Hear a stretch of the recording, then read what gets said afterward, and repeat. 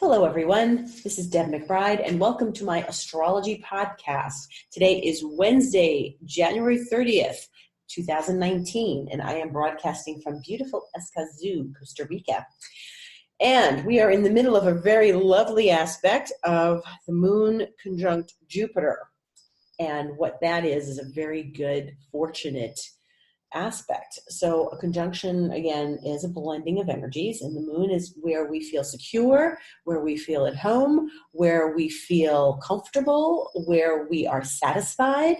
And the moon to Jupiter in the sign of Sagittarius is a very ambitious, but also profoundly fortunate experience of all of that. So we can easily feel like we are comfortable, satisfied, abundant in a major way, and just feeling like we're in a good place right now.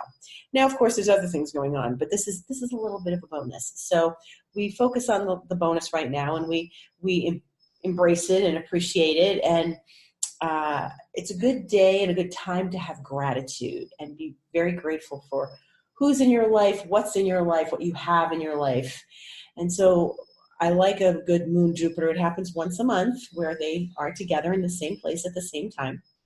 And the moon really does set off our emotions for the day. So Sag is a pretty free-flowing fire sign. And when we start, connecting it with abundant, optimistic Jupiter, we have a good aspect. We have a very good experience.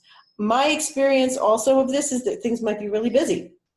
So it was certainly a busy day on this end. I really noticed a lot of people busy and doing things and needing to make decisions and just picking up and going in a major way for their lives. So I saw a lot of activity today, a lot of activity.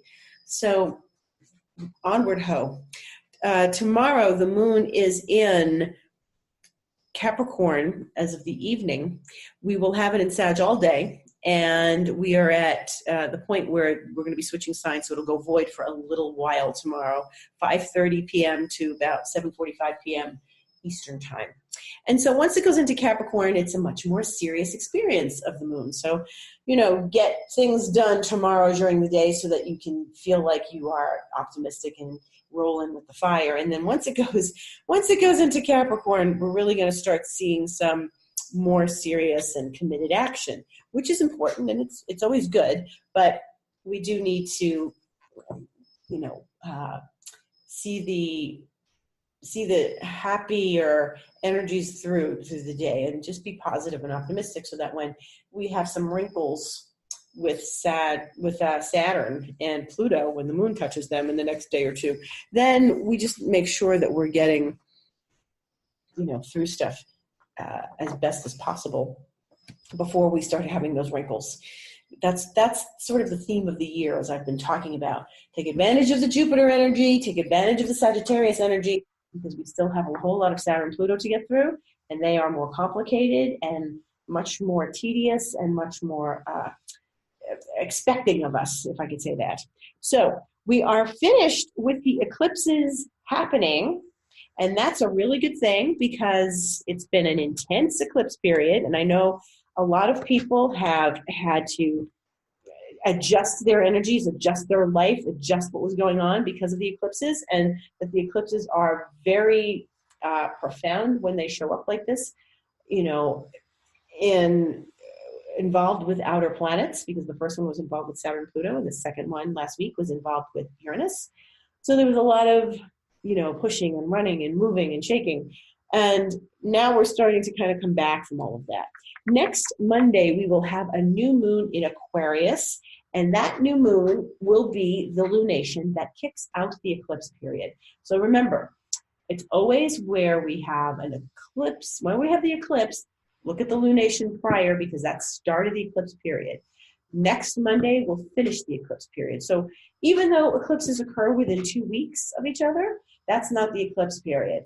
It's 2 weeks prior, it's 2 weeks after. So we've got this bracket of 2 weeks on either side of it. So it's really like a month of eclipse energy. And so, or a month and a half, really.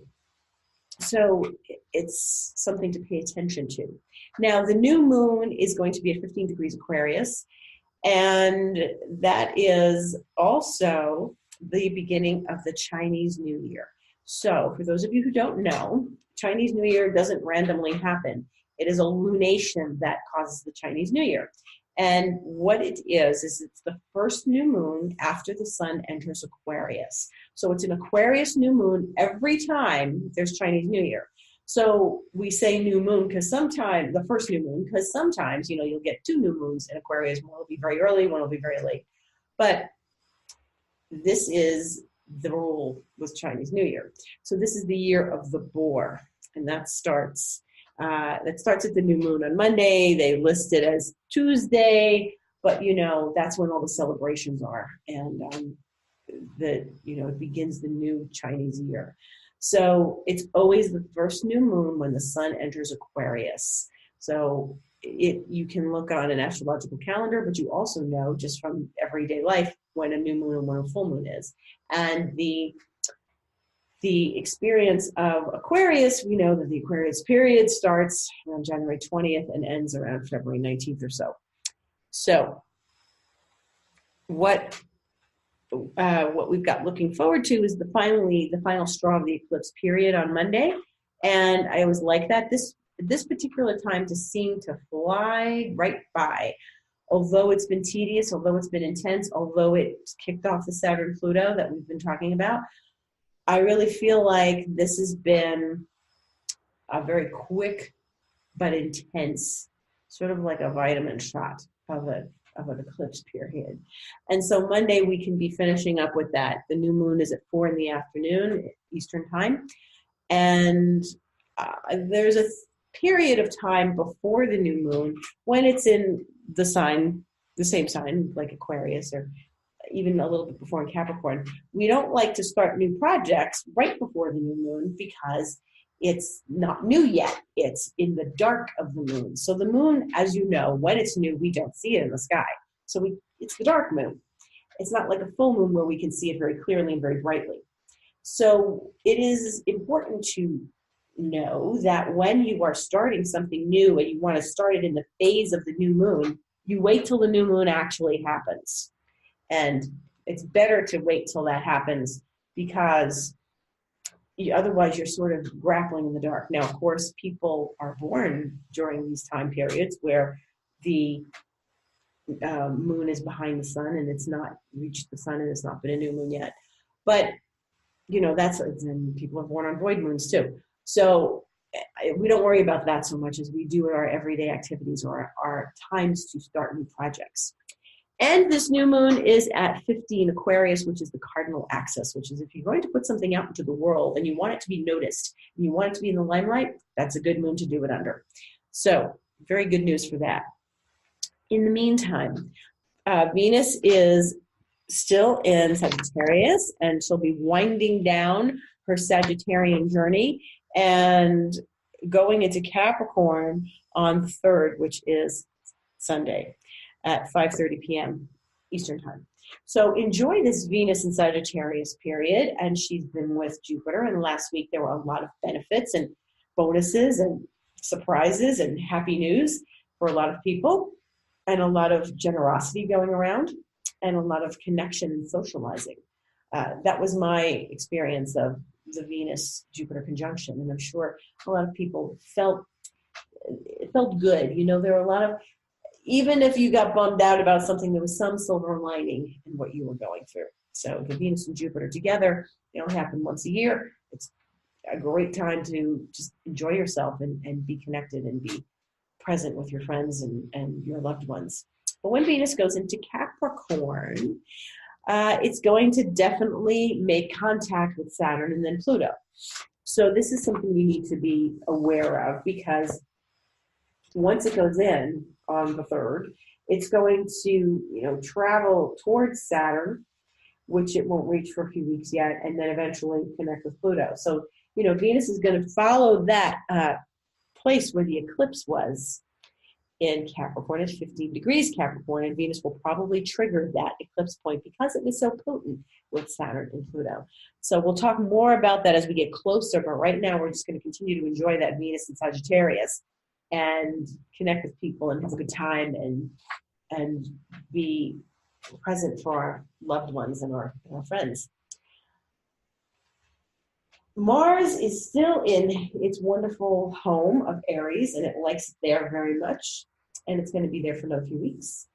And what it is going to be doing, though, this week is it's going to be moving into a relationship with Pluto at the end of the week. On the 1st of February, Mars will square Pluto. Now, they are an interesting pair because Mars is the action-oriented planet. It's in its own sign. And it's about being the warrior, the person who steps up and is first, the person who is very much about initiation and making things happen, especially in its own sign like that. So when it makes square to Pluto, it means that there's some level at which we need to transform the way we are taking action. So Mars will sort of run up against this Pluto and connect with it. And while I don't think it's, a bad thing, I think it's a time to be very careful of how we use our energy. If you're a clumsy person, be careful that day. It's Mars. And Mars always, it's how we move in the world. It's how we pick up. It's how we drive. It's how we step forward. It's how we walk up the stairs. It's how we come down the stairs. It's how we go running, it's jogging. It's exercise. So just be careful that day. Don't do anything like excessive. You want to push yourself. That's that aspect. Mars is ambitious. It's with Pluto and in the ambitious side of Capricorn. They're squaring each other. It's really a time when you want to push forward, and it's been feeling like a time not to push forward. So be cautious in your dealings. Do not push anyone to the limit. Do not anger anyone by pushing them too hard. It's not a aspect to, connect with like one's own inner desire to be successful in a pushy way. How can I say this? It's good to keep moving. It's an aspect to keep moving, and it's an aspect to keep generating, motivation and energy, and it's all good for that. But it's not good to push other people, and it's not good to push yourself. It's just keep going, keep moving, focus, and make some decisions about how you want to proceed. But don't overdo it. Don't be too pushy. It won't work. It's a square. It's, where we kind of have to embrace the challenges and work through them one step at a time. Mars and Aries wants to just plow right through them. Pluto and Capricorn says, no, it's Capricorn. We have to take our time and focus and, make our lists and deal with things in a very structured way. So I would recommend, just working through things one step at a time. We still have Mercury in Aquarius, and it's enjoying its time there because Mercury likes air signs, because Mercury is an analytical planet. It'll be there till the 9th of February, so we still have some time with Mercury in Aquarius. And I like the fact that we have some air in the sky now. So we have, the sun is still in Aquarius till later on in February. Mercury is in Aquarius, and air means, we're going to get the words out. We're going to communicate. We're going to initiate communications. It's important to do that. It's important to not hold back, and it's important to, analyze the situation and communicate when we need to. It's also important to have a grander view of things right now, because while Capricorn is a very balanced earth sign and very focused and structured, we need to remember that we've got a bunch of energy in Sag. We still have Venus in Sag. We still have Jupiter in Sag, and they're loftier and fiery, and all this Aquarius energy. This is really helping us to think bigger, look at the bigger picture, expand our horizons. Don't feel like you are being held back by your fears and anxieties, because we know that this has been a time of acknowledging what those have been and what they are and how they don't serve us. So we do need to keep the loftier goal-centered thoughts in front of us.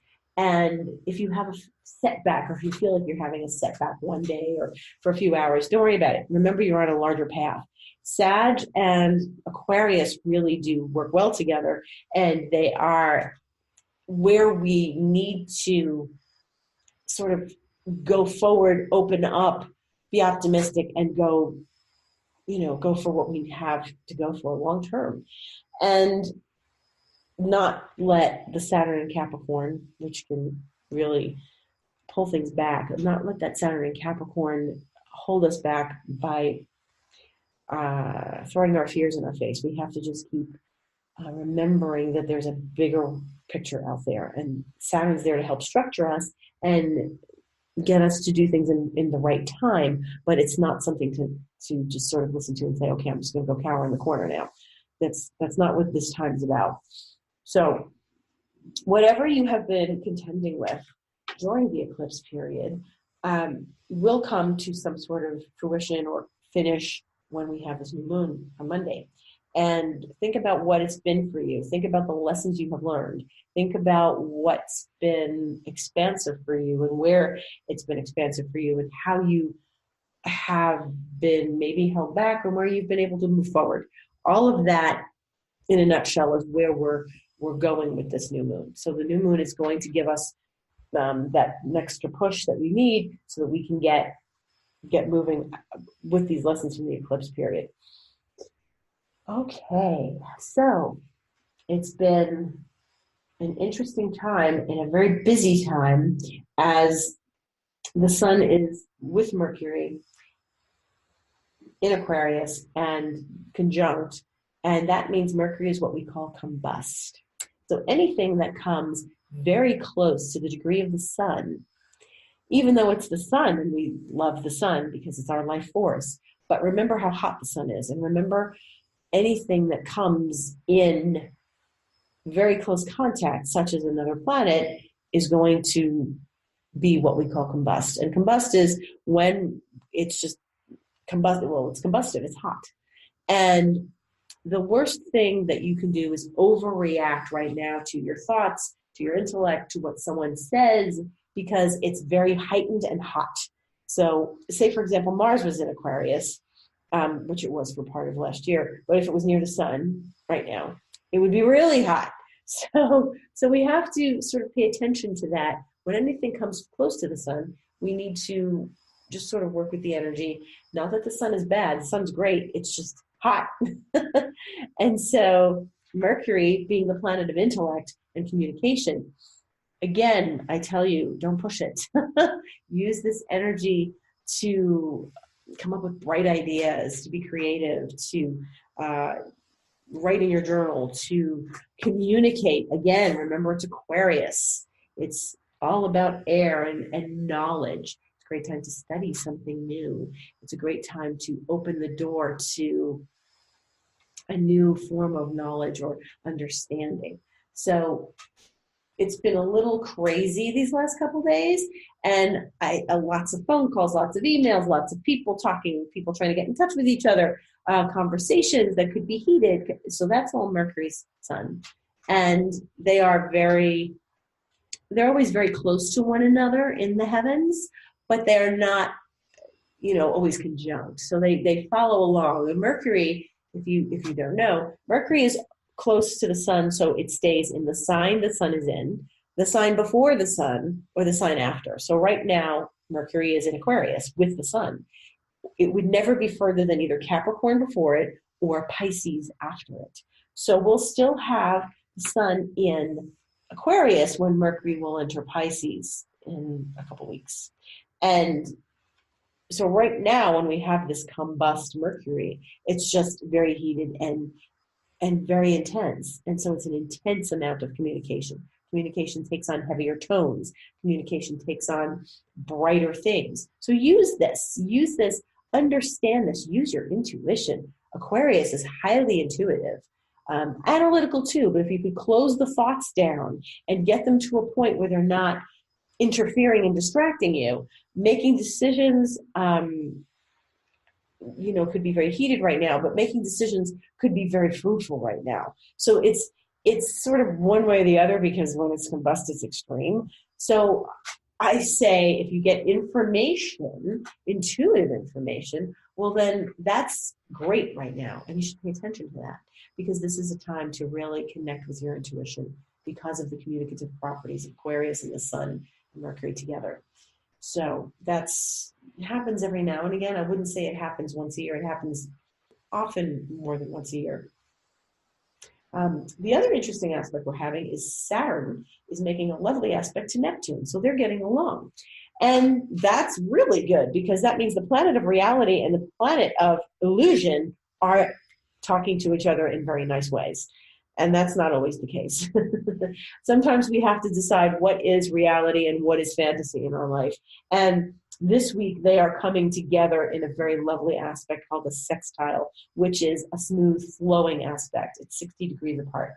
So Saturn's in Capricorn, Neptune's in Pisces. They are relating to one another. They are able to communicate in a nice way. They are very much about blending in a very harmonious way the Saturn reality, the reality check, the focused, grounded energy of Capricorn, and the very realistic, responsible tasks we have to contend with, while we are working with Neptune, which is, my dreams are this, my visions are this, my reality is one thing, but my vision is another. How do you bring them into balance? They are able to be brought into balance this week when we have this nice relationship between them.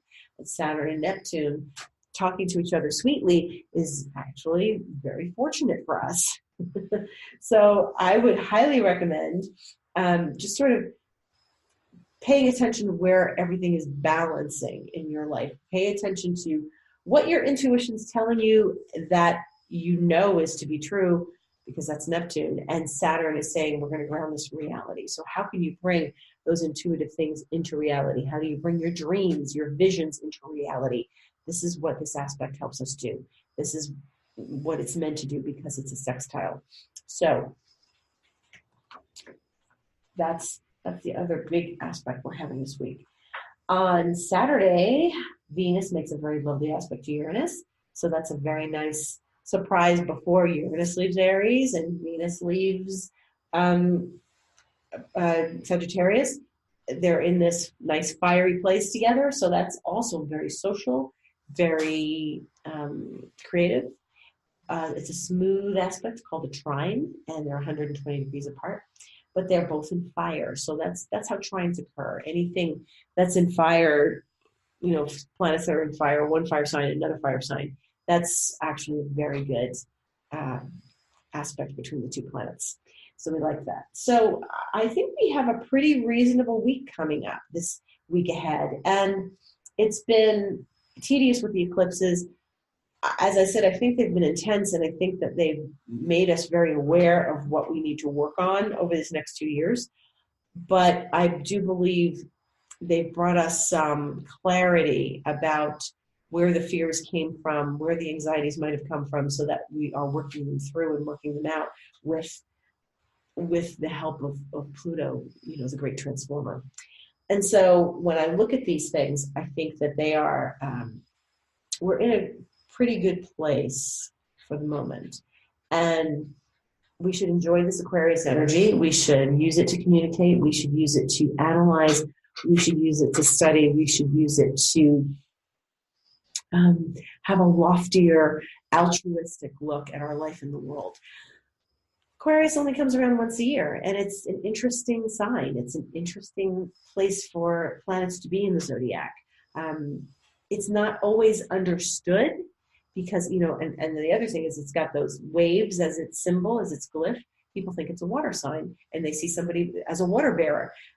The water bearer is bringing knowledge. He's not giving you water. I know it's a little strange, but Scorpio, which is kind of a desert creature, is a water sign. But Aquarius, the same thing. It looks like it should be a water sign. It's really an air sign. He's dispensing knowledge. So Aquarius's keywords are I know. And so you may often hear someone with Aquarius in their chart having said the words I know a whole lot because they're really strong in their convictions and they really do have strong beliefs about what they know.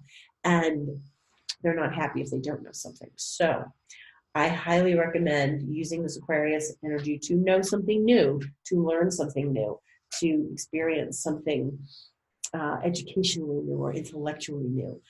Be open in your mind, which is interesting because Aquarius is a fixed sign and isn't always open-minded. But with all that Sag going on, it can help you become more open-minded. And open-minded, it also occurs this weekend when we have Mercury making a sextile to Jupiter, which is also a very lovely open-minded aspect, an optimistic aspect. So I think we have some good aspects coming up this week. I think that the Mars-Pluto could put a little bit of a stress on something on Friday, but I wouldn't pay it that much attention. Remember, it's good to get things done under an aspect like that, but don't push people, because it could get heated. And so I think that's it for the week. My name is Deb McBride. My website is debmcbride.com. I am here on a weekly basis, and I am available for astrology sessions, and I have astrocartography as one of my specialties, which is taking your chart and looking at it geographically to see what planets land in good places and good countries for you, or maybe countries that are less than perfect for living. So we do that as well. I do astrocartography as well. My Twitter is @DebAstrology. My Instagram is @DebAstrology. And I write a blog. It's on my website. So have a look at all those things. I look forward to hearing from people, and I wish you a very lovely week.